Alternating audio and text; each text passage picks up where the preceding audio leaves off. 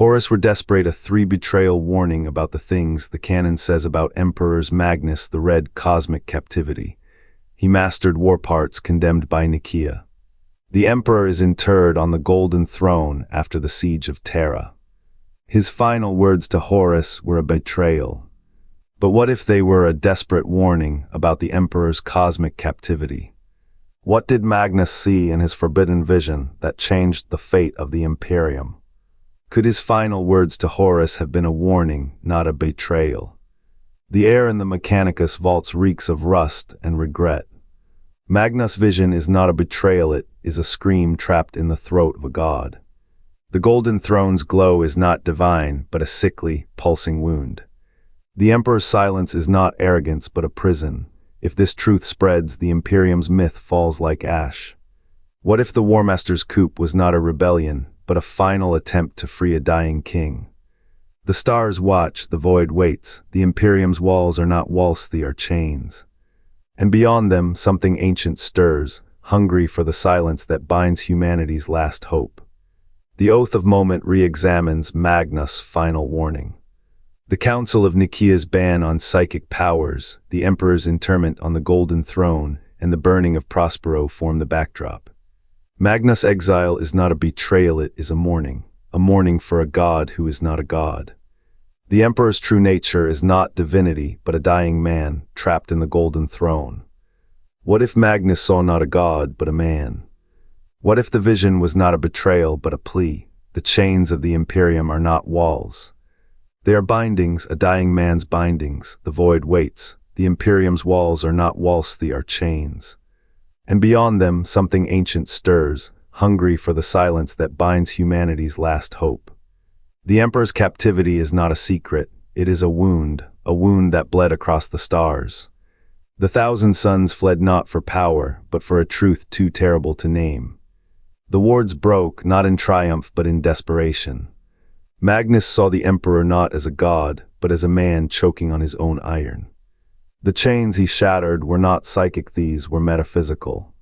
They bound the Emperor to the Golden Throne, a prison of light and agony. The heresy was not a betrayal, it was a failed attempt to free a dying god.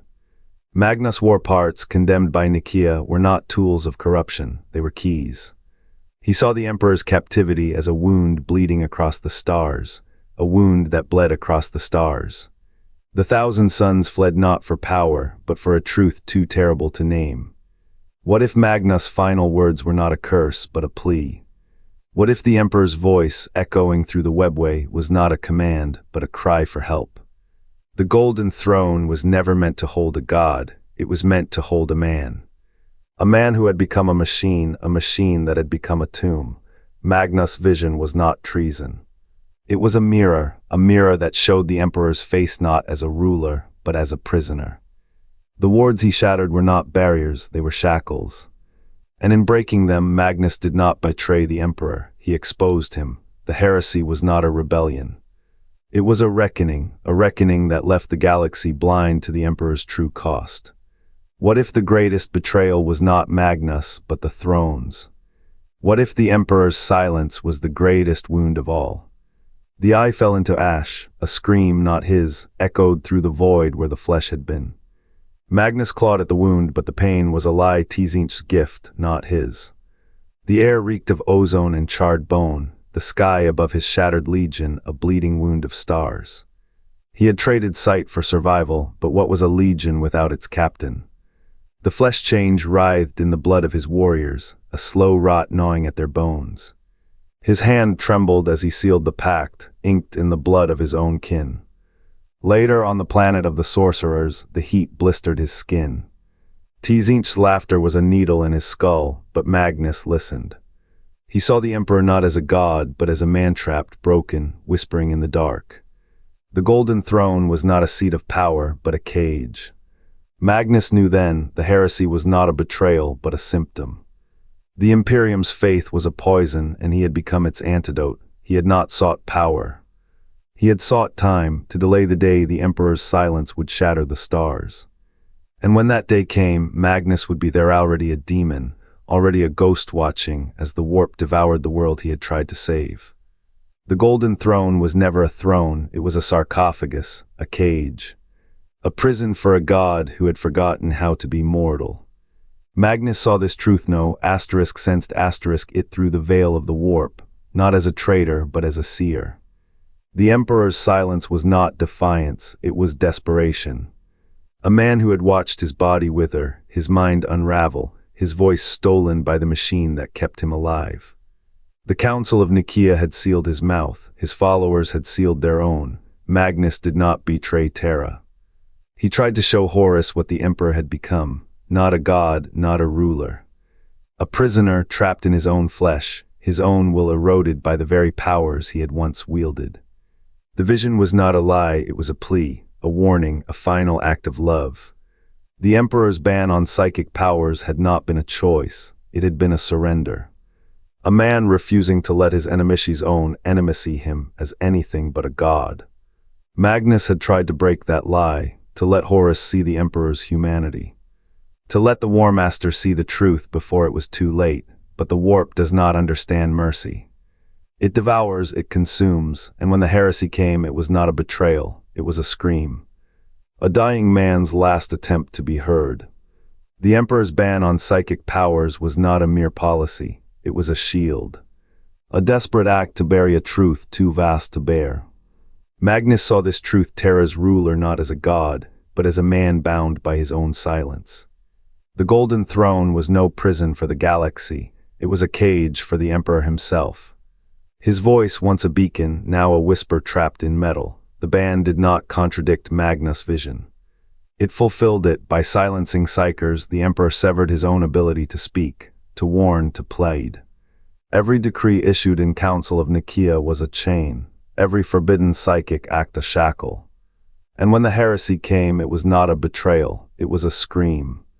A dying man's last attempt to be heard. The galaxy listened, the Emperor never did. What if Magnus' vision was not a lie but a mirror, a reflection of the Emperor's own unspoken fear?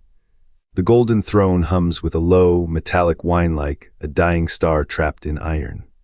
Its surface is cold, unyielding, etched with the scars of centuries. Magnus saw it then, the Emperor's withered form curled in the chair's grip, his breath a wet rattle, his eyes clouded with the same decay that would one day consume Terra. The air reeked of burnt ozone, the stench of the throne's life support systems, a mechanical hymn to a man who had long since ceased to live. Horus' blade had not severed loyalty, it had severed understanding. The Imperium's faith was a poison, brewed from silence. The Emperor had never spoken of his death, never revealed the throne's truth. His silence was a wound, festering across millennia. Magnus' vision was not a betrayal but a scream. Look at him, he is not your god. He is a dying man and you are the ones who let him die. The galaxy listened. The Emperor never did. What if Magnus' vision was not a lie, but a mirror? A reflection of the Emperor's own, unspoken faith that the Imperium's devotion was not salvation, but a cage. And in that cage, a man who had once walked the stars now waited, alone, as the universe turned away. The library's air hung thick with the scent of scorched parchment and old blood. Magnus's fingers trembled as he traced the sigils on the altar, their glow dimming like a dying star. Beyond the glass, the Golden Throne pulsed weak, erratic, a heartbeat stolen by time. The Emperor's voice, when it came, was not a roar but a whisper, frayed by the void's hunger. You see me now, it said, not as God but as prisoner. Magnus's breath hitched. The weight of the vision pressed into his bones, a truth too vast to bear. The Imperium's faith, once a shield, had become a shacklate's prayers, fueling the throne's engines while its people clung to lies. The galaxy's slow death was not chaos's doing, but the Emperor's silence. Horus had not betrayed him, he had answered a call. The heresy was not a wound, but a symptom. The stars dimmed one by one, their light snuffed by the Emperor's unspoken surrender. Magnus turned, his shadow stretching across the chamber like a funeral shroud. What is salvation? He wondered, if it is a cage. The galaxy's fate was not in the Imperium's hands, nor in chaos's. It was in the silence between the stars, where the Emperor waited, and the universe turned away. The Emperor's silence has haunted the Imperium for millennia. What if it was not a failure, but a deliberate act? Magnus saw the truth Terra not as a betrayal, but a prison. The golden throne, not a god's seat, but a cage. Could his vision have been a final plea, not treason? The Emperor's silence speaks volumes. What if the heresy was a symptom, not a cause? The truth lies in the void between stars. Challenge us, unravel the silence. Silence holds secrets. Magnus' final warning, the Emperor's chains are cosmic shackles, not iron. Wait until